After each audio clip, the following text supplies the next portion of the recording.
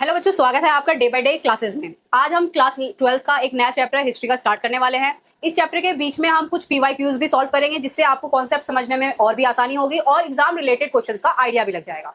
अगर आपको ये सब अच्छे से जानना है, इस चैप्टर को अच्छे से और इजी तरीके से समझना है, तो आपको पूरी वीडियो हमारे साथ देखनी पड़ेगी और मैं आशा करती हूँ कि आप पूरी वीडियो देखेंगे। तो चलो स्टार्ट करते हैं आज का चैप्टर, इंडस वैली सिविलाइजेशन। तो हम आज अपना फर्स्ट चैप्टर हिस्ट्री का स्टार्ट करते हैं, जिसका नाम है इंडस वैली सिविलाइजेशन। सिविलाइजेशन मतलब होता है शहरीकरण, जहां लोग सेटल होकर रहना शुरू करते हैं। वहां उनका काम धंधा, जो भी उनकी लाइवलीहुड होती है, वो भी वहां मौजूद होती है और वहां पे आसपास एक सोसाइटी डेवलप हो जाती है, जिस सोसाइटी में वो रहने लग जाते हैं।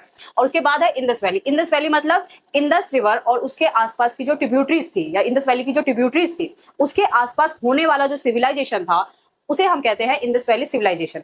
ये दुनिया के सबसे पुराने सिविलाइजेशंस में से एक था। आपने क्लास 11th में मेसोपोटामिया के बारे में पढ़ा होगा, वैसे ही ये इंडिया के पास जो सिविलाइजेशन है उसके बारे में हम इसमें पढ़ेंगे। अभी फिलहाल इस सिविलाइजेशन की काफी साइट्स जो है, जो मेजर साइट्स है, वो पाकिस्तान में चली गई है आफ्टर पार्टीशन, और कुछ साइट्स जो है वो अभी भी इंडिया में है। तो उसके बारे में भी हम इस चैप्टर में आगे डिटेल में जानेंगे। तो फिर अब स्टार्ट करते हैं।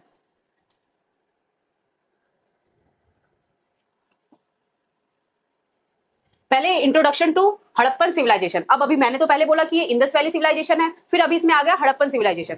हड़प्पा और मोहनजोदारो इंडस वैली के दो बहुत इंपॉर्टेंट साइट्स हैं, और सबसे पहले जो मिला था वो हड़प्पा था, इसलिए इसका नाम हड़प्पा सिविलाइजेशन, हड़प्पन सिविलाइजेशन के नाम से भी इसको जाना जाता है। तो हड़प्पन सिविलाइजेशन जो है, यहाँ पे जो इसकी जो प्राइमरी जो हम इसके बारे में जानते हैं, वो किसी किताबों के थ्रू नहीं, कोई टेक्स्ट नहीं मिला था, या कोई ऐसा पूर्वज हमारे नहीं थे जिन्होंने कहानियां सुनाई और हमें पता चल गया कि ऐसी कोई सिविलाइजेशन मौजूद थी। इसके बारे में आर्कियोलॉजिकल डिस्कवरीज हुई थी। आर्कियोलॉजिकल डिस्कवरीज हुई थी, जिसमें इन्होंने जमीन के अंदर खुदाई करी होगी और उसके अंदर से मिलने वाली चीजों से फिर हमें उस टाइम के बारे में पता चला कि हाँ, एक टाइम पे यहाँ पे कोई शहर था जो एक सिविलाइजेशन से कनेक्टेड है, और वो सिविलाइजेशन आगे जाके इंडस वैली सिविलाइजेशन के नाम से फेमस हुई। तो अब उसमें आर्कियोलॉजिकल डिस्कवरीज में मिली क्या थी? सील्स मिली थी। ये जो आप फोटो देख रहे हो, ये एक सील की फोटो है। सील मतलब जो आप मान के चलो कि कभी वो एक जगह से दूसरी जगह ट्रेवल करते होंगे, तो उसके लिए एक निशानी लेके चलते होंगे, वो निशानी सील के थ्रू होती थी। फिर पोट्रीज थी, मटके, मिट्टी के बर्तन, मिट्टी का कुछ भी जो काम वाम होता होगा, जिसमें लोग अपने यूज करते होंगे या फिर सजावट के लिए यूज करते होंगे, डेली लाइफ के लिए यूज करते होंगे, वो सारी चीजें। और टूल्स जो वो डेली लाइफ के लिए यूज करते होंगे, चाहे वो मिट्टी के हो, लकड़ी के हो, स्टोन के हो, या किसी मेटल के टूल्स हो, सारे टूल्स मिला के वो ये सारी चीजें मिली। और इन सारी चीजों से उन सबको जब आपस में कनेक्ट किया गया, तो पता चला कि ये एक ही सिविलाइजेशन से जुड़ी हुई है, जो सिविलाइजेशन है हड़प्पन सिविलाइजेशन। अब हड़प्पन सिविलाइजेशन, हड़प्पन सील जो थी, जो सील की यहाँ फोटो में दिख रही है, ये बहुत ही अद्भुत सील थी। ठीक है, ये अपने आप में बहुत कुछ उस सिविलाइजेशन के बारे में बता देती है। जैसे कि यहाँ पे अभी आप देखो, यहाँ पे एक इमेज बनी हुई है एनिमल की, और ये एनिमल है एक बुल। तो इससे हमें ये पता चल जाता है कि उस टाइम के लोगों के पास बुल थे। फिर यहाँ पे कुछ उन्होंने लिखा हुआ भी है, तो ये जो भी उन्होंने लिखा होगा शायद उस वहां के टाइम के बारे में या उस जगह के बारे में, इसके बारे में पूरी जो है इन्फॉर्मेशन अभी तक नहीं मिली है। बहुत सारी चीजें हैं जो अभी भी अनक्लियर्ड है। ठीक है, तो ये जो आर्टिफैक्ट था, ये स्टोन पे बना हुआ होता था, और वो स्टोन होती थी स्टेटाइल। इस स्टोन पे इनके सील्स बने हुए होते थे। तो ये तो यहाँ पे हो गई कि किन किन चीजों से हमें हड़प्पन सिविलाइजेशन के बारे में पता चलता है। उसके बाद हम पढ़ते हैं कि हड़प्पन सिविलाइजेशन किस टाइम से किस टाइम पीरियड तक था। जैसे कि ये चैप्टर जो है हिस्ट्री के फर्स्ट पार्ट से है, जो कि एशियंट हिस्ट्री है। तो ये जो टाइम रेंज था इसका, ये था 6000 बीसीई से लेके 1300 बीसीई तक। अब इसमें इतना बड़ा टाइम पीरियड है, इतने बड़े टाइम पीरियड को अब एक ही सिविलाइजेशन या एक ही फेज में हम नहीं पढ़ सकते। तो हड़प्पन सिविलाइजेशन को 3 फेजेस में डिवाइड किया गया है। पहला फेज है अर्ली हड़प्पा, दूसरा फेज है मैच्योर हड़प्पा, और तीसरा है लेट हड़प्पन कल्चर। पहला जो है वो 6000 बीसी से 2600 बीसी तक था। ये फॉर्मेटिव पीरियड था सिविलाइजेशन का, जब सिविलाइजेशन स्टार्ट हो रही थी, बन रही थी। फिर मैच्योर हड़प्पा जो 2600 बीसी से 1900 बीसी तक आता है, इसमें अर्बन फेज आ जाता है। हड़प्पन के जो अर्बन कल्चर्स थे उनके बारे में हम इसमें पढ़ेंगे। जो शहर एक मान के चलो कि बन चुका है, उस शहर के बारे में पढ़ेंगे।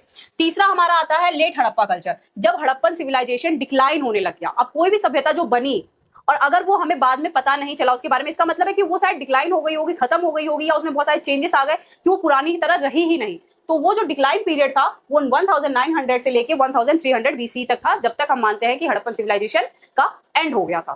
थर्ड फेज में एंडिंग हो गई थी। सेकंड फेज में हमने उसका जो पूरा वो डेवलप हो गया था, वो अपनी पीक पे था, हम उसके बारे में पढ़ेंगे। और फर्स्ट फेज जब वो बन रहा था। इस तरीके से इसको 3 हिस्सों में बांटा गया है। अब यहाँ पे कुछ चीजें हैं, जो हड़प्पन पोट्रीज होती थी, या जो ब्रिक्स होते थे, जो ईंटें होती थी, या उनके जो मटके होते थे, वो बेक्ड भी होते थे और अनबेक्ड भी होते थे। मतलब आज आप जब मटका खरीदने जाते हो तो जो आपको लाल कलर का मटका दिखता है वो बेक्ड मटका होता है, उसे आग पे पका दिया जाता है ताकि उसकी ड्यूरेबिलिटी थोड़ी सी बढ़ जाए। अनबेक्ड होता है जो सीधे धूप में सुखा दिया हो। तो उस टाइम के लोगों के पास दोनों टेक्नोलॉजी थी, वो जो भी चीजें बनाते थे मिट्टी से वो उनको पका के भी यूज करते थे और बिना पकाए मतलब सन डाइड भी यूज करते थे। और उसमें बहुत सारी चीजें थी, जैसे सील भी थी, वेट मतलब जो वजन के लिए मेजरमेंट के लिए चीजें यूज करते होंगे, बीट्स भी थी, कॉपर ब्रॉन्ज आर्टिकल्स भी उनके पास मौजूद था। और इसके कुछ रीजंस में ये जो चीजें मिली है वो अभी अफगानिस्तान में है, बलूचिस्तान में है, सिंध में है, पंजाब में है, और ये सारा प्रोविजन ऑफ पाकिस्तान, मतलब मैंने जैसे स्टार्टिंग में बोला मोस्टली जो है ये पाकिस्तान में जा चुका है। कुछ साइट्स ही है जो इंडिया में बची है। और इंडिया की कौन सी साइट्स बची है? इंडिया में जो साइट्स बची हुई हैं वो अभी हमें कुछ जम्मू कश्मीर में देखने को मिलती है, पंजाब में, हरियाणा में, राजस्थान में, उत्तर प्रदेश, गुजरात और महाराष्ट्र में। यहाँ पे हो जाता है हमारा इंट्रोडक्शन खत्म। ठीक है, अब इंट्रोडक्शन के बाद हम इसके बारे में आगे जानते हैं बिगनिंग कैसे हुई। बिगनिंग मतलब फर्स्ट फेज के बारे में जानते हैं कि हड़प्पा की बिगनिंग कैसे हुई। यहाँ पे आपको ये मैप दिख रहा होगा, इस मैप में इंडस रिवर यहाँ पे है, यहाँ से इसकी कुछ ट्रिब्यूटरीज आपको दिख रही होगी, झीलम है, चिनाब है, रावी है, सतलुज है। इनके आसपास ही इंडस के आसपास आपको यहाँ मोहनजोदारो दिख रहा है, मोहनजोदारो दिख रहा है। ठीक है, यहाँ ऊपर हड़प्पा दिख रहा है, इसकी ट्रिब्यूटरी सतलुज और रावी के बीच में, हाँ सतलुज और रावी के बीच में है। यहाँ राखीबंगा भी आपको दिख रहा होगा, ढोलावीरा भी इसके थोड़े से हटके ही है, इसकी कुछ ट्रिब्यूटरीज के आसपास ही है। तो इसी तरीके से इस ट्रिब्यूटरीज के आसपास और इंडस रिवर के आसपास ये पूरी सिविलाइजेशन थी। अब बिगनिंग में हम जानते हैं बिगनिंग में क्या क्या था। Before the mutual Harappan period, मतलब जब हड़प्पन पूरी तरीके से बन चुका था, जो अर्बन सिटी हड़प्पा का बन चुका था, उससे पहले there were several archaeological culture in the region. उसके पहले भी वहां पे बहुत सारी चीजें हमें उस कल्चर की उस फेज से पहले की भी जो फॉर्मेटिव फेज है उसकी हमें मिली है। और वो क्या क्या चीजें हैं? पोट्रीज मिली है, एग्रीकल्चर मिला है, पेस्ट्रोलिज्म मिला है, क्राफ्ट मिला है, मतलब मिट्टी के बर्तन, खेती बाड़ी का कुछ औजार या फिर खेती बाड़ी से रिलेटेड कोई चीजें, चरवाहों से रिलेटेड कोई चीजें, मेन जानवरों की हड्डियां मिली होंगी या फिर कुछ जानवरों के अवशेष मिले होंगे, और क्राफ्ट आइटम्स। ये सारी चीजें हमें बिगनिंग, हड़प्पा की बिगनिंग के आर्कियोलॉजिकल कल्चर से मिली हुई है। कुछ स्मॉल साइज के सेटलमेंट्स भी देखने को मिले, और उस टाइम के पीरियड का जो कोई भी बड़ी बिल्डिंग्स नहीं थी, सब छोटे छोटे सेटलमेंट्स ही थे। The recent archaeological evidence indicate the Harappan culture emerged before farming community। अब इसमें अराउंड 7000 BC फार्मिंग कम्युनिटी जो बनी थी वो माना जाता है 7000 BC के आसपास थी। उससे पहले जो है हड़प्पन सिविलाइजेशन स्टार्ट हो गया था। The mutual Harappan phase develop gradually as a result of internal growth and change during the early phase. अब जो ये म्यूचुअल हड़प्पन है, जो सेकंड फेज है हड़प्पा का, वो किसका नतीजा है? इन्हीं सब चीजों में जब डेवलपमेंट और ज्यादा होने लग गया, चाहे उनका इंटरनल ग्रोथ हो या इन चीजों में जो चेंज होने लग गया, तो उससे जो सेकंड फेज आया वो था म्यूचुअल हड़प्पा का फेज की। मतलब वो छोटे सेटलमेंट्स को उन्होंने बड़ा करना स्टार्ट कर दिया, जो छोटी छोटी बिल्डिंग्स थी या बिना बिल्डिंग्स के थे उन्होंने बड़ी बड़ी बिल्डिंग्स बनाना स्टार्ट कर दिया, चेंजेस आने लग गए। तो धीरे धीरे वो क्या होने लग गए? मैच्योर हड़प्पा की तरह या तरफ मूव करने लग गए। These early culture laid the foundation for the rise of advanced Harappan civilization। और ये जो छोटी छोटी चीजें थी इन्हीं ने एडवांस हड़प्पा की नींव रखी थी। अब बिगनिंग ऑफ हड़प्पन सिविलाइजेशन जो है वो एक सब्सिस्टेंस स्ट्रेटेजी है। सब्सिस्टेंस मीन्स क्या होता है? सब्सिस्टेंस मीन्स होता है मीन ऑफ लाइवलीहुड।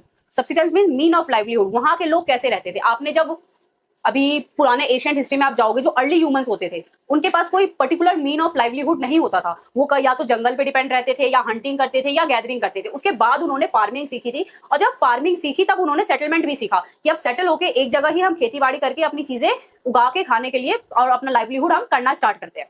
तो जो हड़प्पन्स थे उनके पास सब्सिस्टेंस स्ट्रेटेजीज थी, मतलब उनके पास अपनी लाइवलीहुड की स्ट्रेटेजीज मौजूद थी। वो लोग इतने ज्यादा डेवलप पहले से थे। और वो थी क्या? मेनली वो लोग जो है एग्रीकल्चर से जुड़ी हुई चीजें ही करते थे। ठीक है, एग्रीकल्चर या फिर कैटल रेयरिंग, मतलब जानवरों को चराना या फिर खेती करना, ये उनका मेन लाइवलीहुड था। किसका? बिगनिंग ऑफ हड़प्पन का जो फर्स्ट फेज थे उनका यही मेन लाइवलीहुड था कि या तो वो खेती कर रहे हैं या तो वो जानवरों को चढ़ा रहे हैं। Through the discovery of burnt grain and seed, archaeologist have been able to reconstruct nutritional behaviour of the Harappa. अब उसके बाद जब डिस्कवरीज ही हो रही थी, इतनी सारी चीजें मिली थी, तो उसमें कुछ ऐसी चीजें भी थी जिन्हें कहा, मतलब मान के चलो वो बर्न्ड ग्रेन्स, मतलब जले हुए अनाज या कुछ अनाज के अवशेष, बीज, सीड्स, ये सारे वैज्ञानिक आर्कियोलॉजिस्ट को मिली। जो पुराने तत्व वाले होते हैं आर्कियोलॉजिस्ट जो होते हैं, हिंदी मुझे उसका सही से पता नहीं है, उन लोगों को मिली। उन लोगों ने इन चीजों से पता किया कि वो लोग उस टाइम पे क्या खाते थे। क्या वो पूरे के पूरे वेजिटेरियन थे, या उनके डाइट में कुछ नॉन वेजिटेरियन फूड भी ऐड थे, या सिर्फ वो सीड्स पे ही डिपेंड रहते थे? किस टाइप के सीड्स खाते थे? माने क्या वो चावल खाते थे, गेहूं खाते थे, या मिलेट्स खाते थे? ये सब क्या क्या उनको मिला, उस चीजों से उनको उनकी डाइट्स और न्यूट्रिशन के बारे में बिहेवियर के बारे में पता चला।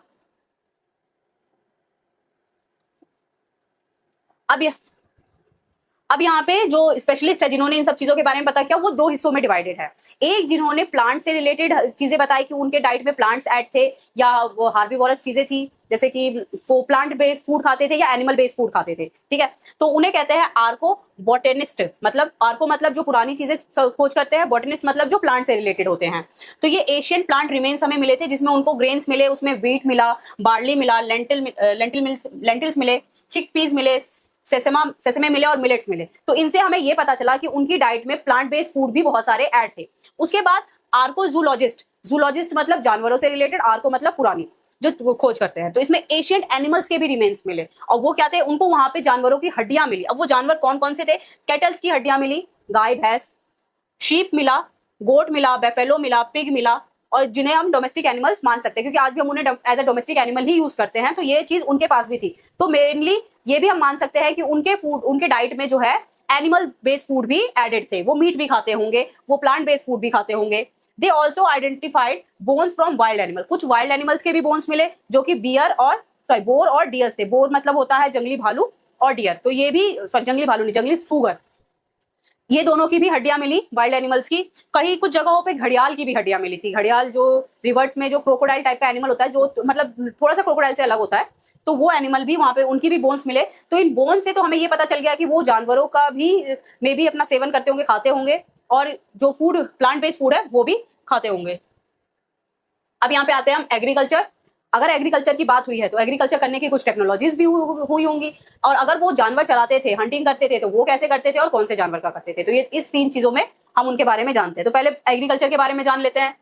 एग्रीकल्चर इनका मेन ऑक्यूपेशन था। आज भी इंडिया में 60% से ज्यादा लोगों का मेन ऑक्यूपेशन एग्रीकल्चर से ही जुड़ा हुआ है, और उस टाइम पे भी जो हड़प्पन सिविलाइजेशन था उसमें भी जो एग्रीकल्चर था वो मेन ऑक्यूपेशन था। अब उसमें एग्रीकल्चर में भी कौन कौन सी चीजें उगाते थे, क्योंकि हमें पता है इंडिया एक बहुत बड़ी कंट्री है, सब कॉन्टिनेंट था पहले पार्टीशन से पहले। तो उसमें हर जगह अलग अलग टाइप के ग्रेन्स उगते हैं क्योंकि हर जगह डिफरेंट मिट्टी है, पानी की अवेलेबिलिटी भी अलग अलग है। तो उस टाइम पे उस जगह पे कैसे ग्रेन्स मिलते थे, इस चीज से हम वहां की क्लाइमेट का या मिट्टी का या फिर पानी की अवेलेबिलिटी का पता कर सकते हैं। तो जो ग्रेन्स वहां पे मिले थे वो मेनली व्हीट था, बार्ली था, लेंटिल था, चिकपी था और सेसेमे था। ये ग्रेन्स वहां पे फाउंड हुए थे। मिलेट्स भी मिले थे गुजरात के कुछ साइड्स पे, ठीक है। और राइस का बहुत ही रेयर एविडेंस था। राइस उतना ज्यादा कहीं पे भी नहीं मिला था, तो हम ये मान के चलते हैं कि उनके पास राइस उतना ज्यादा नहीं होगा। अगर हुआ भी होगा तो मे बी ट्रेडिंग से आया होगा या बहुत ही कम वो लोग उगाते होंगे। जो मेन उनके फूड आइटम्स थे वो थे व्हीट, बार्ली, लेंटिल, चिकपी और सेसेमे। ये हड़प्पन साइड्स पे मिले थे। गुजरात के कुछ साइड्स पे क्या मिले थे हमें, मिलेट्स मिले थे। और क्या सबसे कम मिले थे, राइस। राइस का एविडेंस बहुत ही रेयर था, ठीक है। तो ये तो हो गई एग्रीकल्चर की बात कि वो खेती कर किस चीज की रहे थे। अब हम जानते हैं कि वो खेती करते कैसे थे, क्योंकि अभी के हिसाब से हम देखे जाए तो हमारे पास ट्रैक्टर है, बड़ी बड़ी मशीन्स है जिनके थ्रू हम खेती कर लेते हैं। ये लोग कैसे खेती करते थे इसके बारे में जानते हैं। अब कुछ टेराकोटा स्ट्रक्चर्स मिले हैं बुल के and their representation on seal. और जो मैंने स्टार्टिंग में सील दिखाई थी उस पर भी हमने देखा था कि बुल जैसा एक इमेज बनी हुई थी। तो इससे हमें ये पता चल जाता है कि उन्हें बुल के बारे में पता था हड़प्पन्स को, और ऑक्सेन के बारे में भी। ऑक्स उसका प्लूरल फॉर्म ऑक्सेन।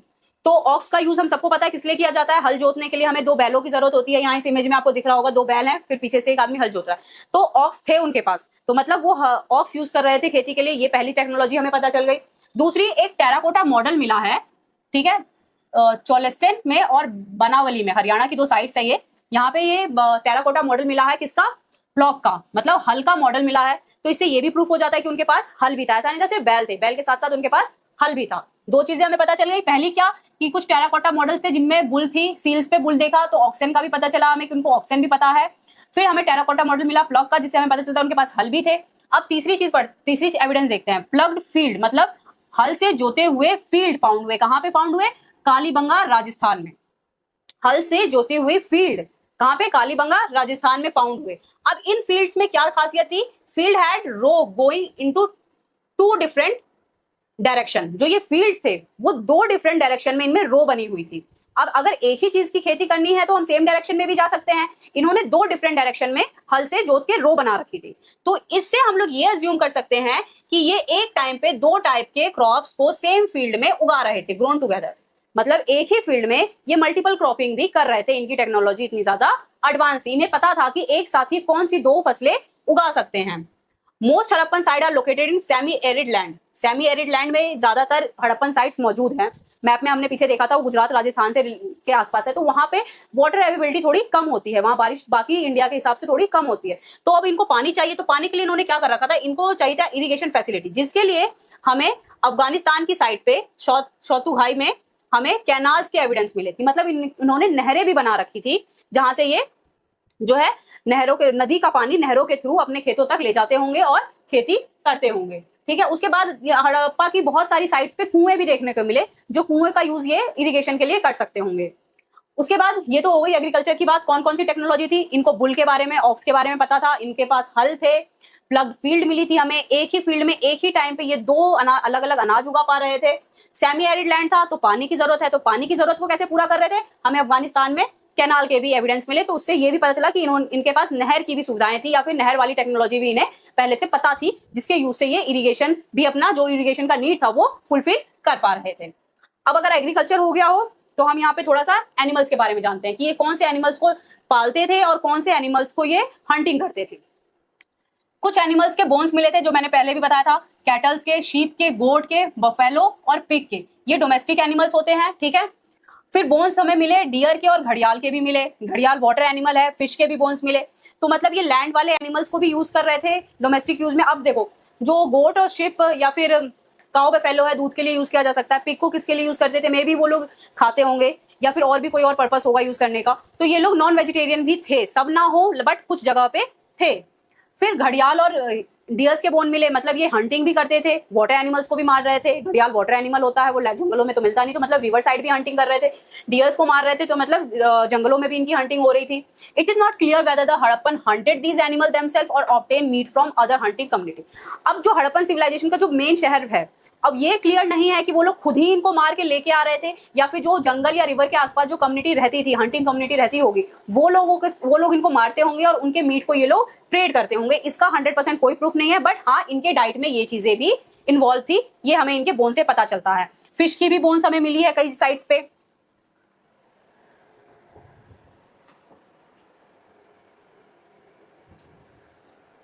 अब आते हैं मोहनजोदारो। हड़प्पा एक मेन साइट था ही, उसके साथ जो दूसरा मेन साइट है वो है Mohenjodaro.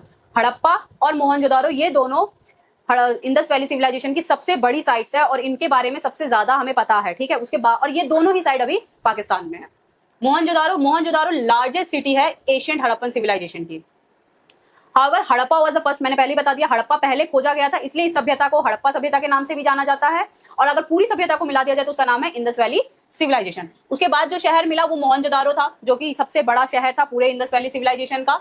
The settlement was divide into 2 part. Mohenjodaro का जो सेटलमेंट देखने को मिला वो 2 हिस्सों में देखने को मिला। एक हिस्सा था सिटाडेल, जो कि स्मॉल साइड था इसमें, ठीक है, और लेकिन थोड़ा हायर लेवल पे सेटल था, मतलब जमीन से थोड़ी ऊंचाई पे सेट हो रखा था, लेकिन वो छोटा था। दूसरा था लोअर टाउन, जिसमें सेटलमेंट तो बड़े थे, लार्ज थे, बट वो सिटाडेल के हिसाब से थोड़े लो पे बने हुए थे। ठीक है, तो अब इन दोनों के डिफरेंस के बारे में जानते हैं कि सिटाडेल किस लिए यूज होता था और लोअर टाउन में क्या होता था। तो पहला है सिटाडेल, ये मड ब्रिक प्लेटफॉर्म पे बना हुआ था, मतलब मिट्टी की ईंटों से बना हुआ एक प्लेटफॉर्म होगा, उसके ऊपर इस टाउन का इसको डेवलप किया गया होगा। सिटाडेल के चारों तरफ जो है दीवारें हुआ करती थी, जो उसको लोअर टाउन से सेपरेट करती थी। ठीक है, और there were many variation in settlement of citadel, और बहुत सारी अलग अलग वेरिएशन भी हमें देखने को मिलती है। फॉर एग्जाम्पल्स धोलावीरा और लोथल, जो कि गुजरात में है, यहाँ पे हमें उसके साइड में फोर्टिफिकेट्स दिखे, मतलब बाउंड्रीज बनी हुई दिखी हमें कुछ सेक्शन ऑफ टाउन के, जो मेन टाउन से उसको डिवाइड करते थे। और कहीं पे हमें नो वॉल्स दिखे, लोथल में कोई वॉल नहीं थी, बस वो थोड़ा ऊंचाई पे बना हुआ था। जो सिटाडेल था वो स्पेशल पर्पस के लिए यूज होता था, वो रहने के लिए यूज नहीं हो रहा था, वो स्पेशल पर्पस के यूज हो रहा था। जैसे कि वहां पे वेयर हाउसेज होते थे, ग्रेट बाथ होता था। ग्रेट बाथ के बारे में हम अभी आगे पढ़ेंगे, ये रहा थर्ड बार। ग्रेट बाथ में रिचुअल एक्टिविटीज होती थी, रिचुअल चीजें परफॉर्म की जाती थी। ये एक रेक्टेंगुलर शेप में बहुत बड़ा बाथ बनाया हुआ था, ठीक है, जिसके चारों तरफ कॉरिडोर्स हुआ करते थे। 4 साइड में कॉरिडोर्स थे, जो इस इमेज में थोड़ा बहुत दिख रहा होगा। फिर यहाँ पे 2 flight to separate the north side और ईस्ट, इन दोनों साइड से ना सीढ़ियां बनी होती थी, एक नॉर्थ साइड से बनी होती थी, एक साउथ साइड से बनी होती थी, ग्रेट बाथ में एंटर करने के लिए। The tank was made water tight by laying brick and using the plaster of gypsum. अब ये टैंक ना ऐसे ही मिट्टी खोद के कोई पोखर नहीं बनाया गया था, इसमें वाटर टाइट था, मतलब चारों तरफ से ईंटों से और प्लास्टर से इसको फिक्स किया गया था कि इसका पानी बाहर ना निकले। Rooms were made 3 side of the tank, 3 side पे रूम्स बने हुए थे, with 1 room having a large well, और हर एक रूम में मतलब तीनों साइड के एक रूम में बड़ा कुआं भी बना हुआ होता था। Water from the tank flow into huge drain, अब ये जो पानी होता था जब ये गंदा हो जाता था तो इसको बाहर निकालने के लिए ड्रेन सिस्टम भी इनके पास बना हुआ था। In the north side there was a small building having 8 bathroom, north side में स्मॉल बिल्डिंग बनी हुई थी जिसमें 8 बाथरूम थे, bathroom 4 of each side in of its corridor, चारों दोनों कॉरिडोर के साइड में 4-4 बाथरूम्स बने हुए थे। From each bathroom, drain were coming out and these were connected to the drain that run along the corridors. अब इसमें से जो ये जो चारों साइड, ये जो दोनों साइड पे 4-4 बाथरूम बने हुए थे, यहाँ से ड्रेनिंग जो था वो निकलता था और कॉरिडोर के ड्रेन के साथ, मेन ड्रेन के साथ ये कनेक्ट होके बाहर चला जाता था। जो पानी था वो गंदा पानी बाहर की तरफ चला जाता था। According to scholars the great bath were use for the special ritual, जो ग्रेट बाथ था वो किसके लिए यूज हो रहा था? स्पेशल रिचुअल्स के लिए यूज हो रहा था। मतलब वहां ऐसा नहीं है कि आपको जब मर्जी हो गया आप नहाने चले गए ग्रेट बाथ में, चलो नहाने आज पोखल है तो नहाने चले जाते, ऐसा कुछ नहीं था। कुछ स्पेशल फंक्शंस होते थे उनके लिए इसको यूज किया जाता होगा। अगर ज्यादातर बच्चों ने ऋतिक रोशन की पिक्चर देखी होगी मोहनजोदारो, उसमें जब वो एक गाना आता है जब हीरोइन एक मूर्ति लेके उस बाथ के अंदर एंटर करती है, वो ग्रेट बाथ का ही सीन है कि वो कुछ स्पेशल रिचुअल्स के लिए उसको यूज किया जाता था। और ये ऐसा लगा क्यों, इसके बारे में कहीं लिखित में हमें नहीं मिला है कि ग्रेट बाथ को स्पेशल रिचुअल के लिए यूज किया जाता है, because it is unique structure contest in which it was found, क्योंकि ये बहुत ज्यादा यूनिक तरीके से बनाया गया है, तो इसलिए हम इसको अज्यूम कर लेते हैं कि ये एक स्पेशल रिचुअल्स के लिए माना जाता है। जब मैंने स्टार्टिंग में ही बोला था हड़प्पा की सारी चीजें अभी डिस्कवर नहीं हुई है, जो हुई भी है उसके बारे में भी वो 100% श्योर नहीं है कि जो हम अज्यूम कर रहे हैं वही उसका पूरा सत्य है। पूरा सत्य हड़प्पा का अभी तक हमें नहीं पता चला है।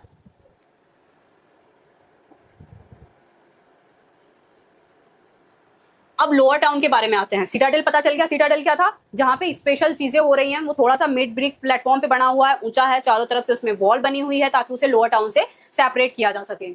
तो अभी तक आपने सिटाडेल के बारे में पढ़ लिया। अगला टॉपिक है हमारा लोअर टाउन। इसके बारे में हम सेकंड पार्ट में देखेंगे। अगले वीडियो के लिए हमारे चैनल को सब्सक्राइब और लाइक कर लीजिएगा ताकि मैं और भी अच्छे तरीके से आपको लोअर टाउन के बारे में बता सकूं। और लोअर टाउन स्टार्ट करने से पहले हम कुछ PQY को भी सॉल्व करेंगे, मतलब प्रीवियस ईयर क्वेश्चन पेपर्स भी सॉल्व करेंगे, ताकि जो हमारा पुराना टॉपिक था या फिर जो अभी टॉपिक मैंने फिनिश किया है उसको मैं दोबारा से रिवाइज करवा सकूं। तो माय चैनल को प्लीज लाइक एंड सब्सक्राइब कर दीजिएगा।